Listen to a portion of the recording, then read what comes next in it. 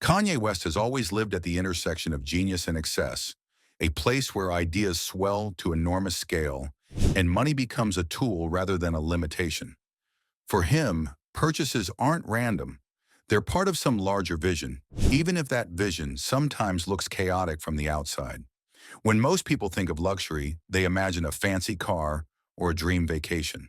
When Kanye thinks of luxury, he imagines an entire universe built around his identity.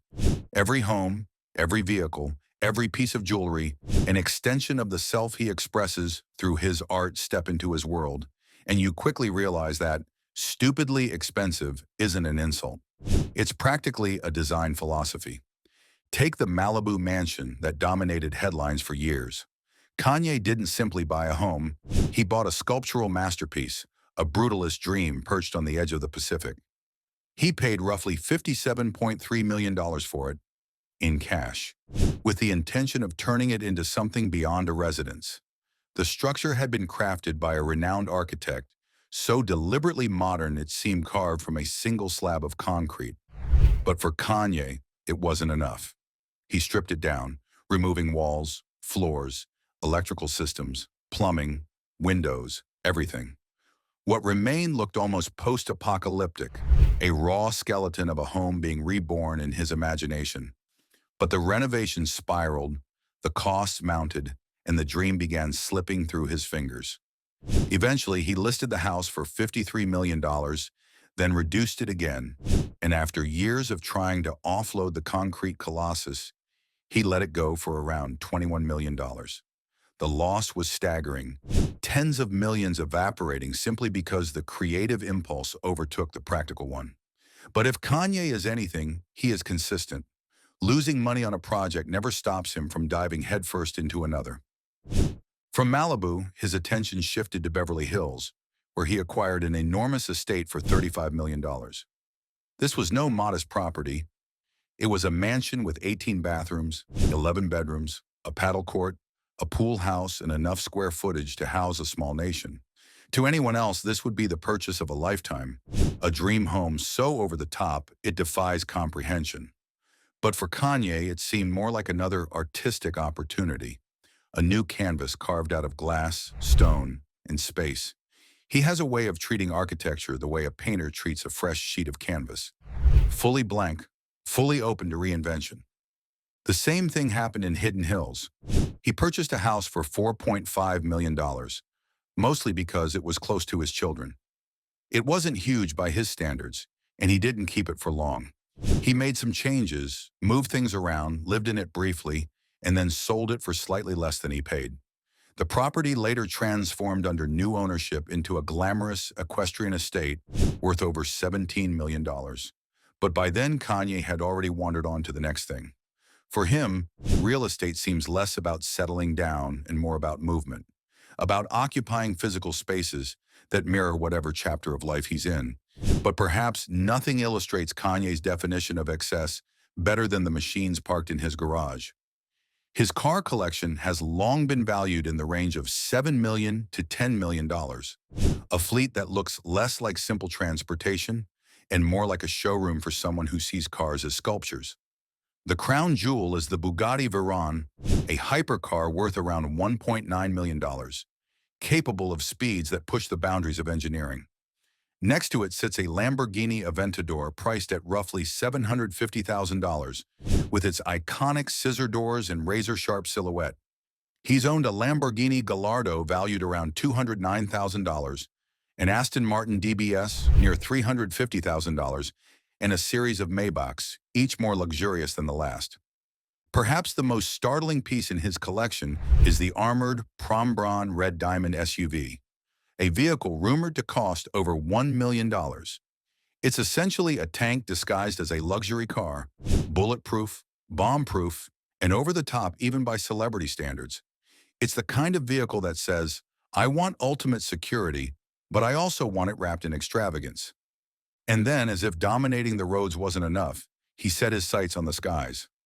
Kanye reportedly put plans in motion for private jets. Not just one, but two, valued at a combined projected cost of around $100 million once outfitted, a Gulfstream G650ER and a Dassault Falcon 900LX were part of his aerial dreams. But these weren't meant to be ordinary jets. He imagined them with $40,000 Italian leather seats, custom Yeezy-inspired interiors, muted earth-tone palettes, gold accents, luxury bars, and lighting that would make the cabin feel like a floating sanctuary.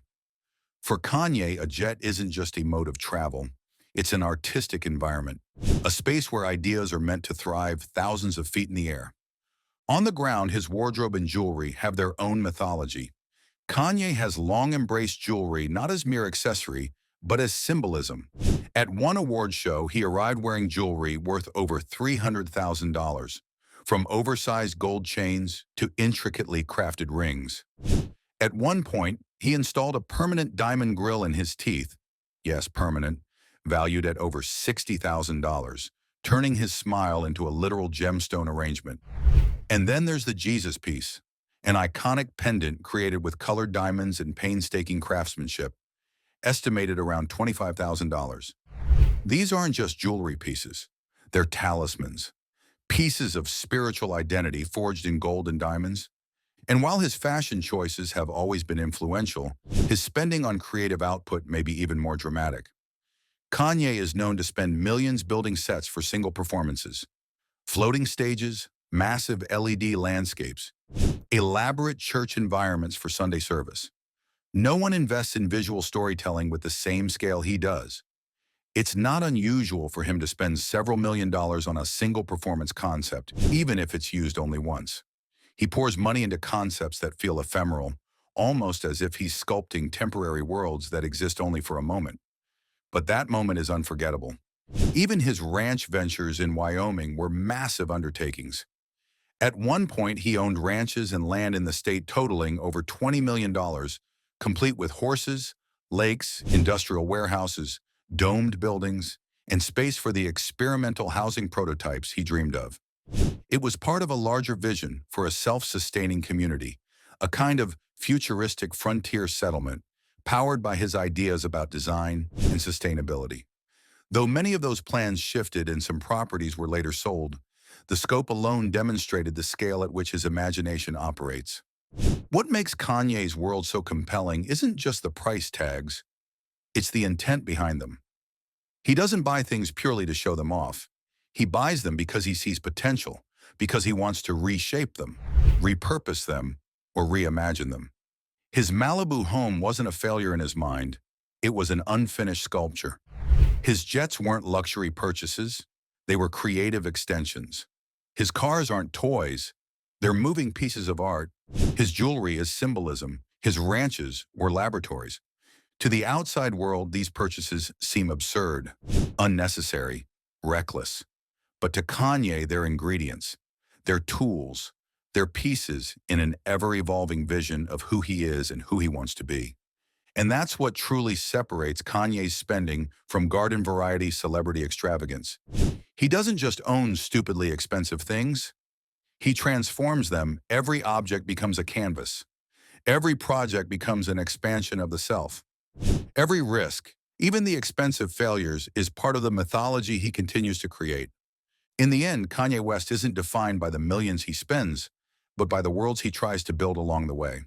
His possessions are monuments to aspiration, ambition, chaos, creativity, brilliance, contradiction. Some crumble, some thrive, but all of them reveal the same truth. He lives life on a scale few can even imagine.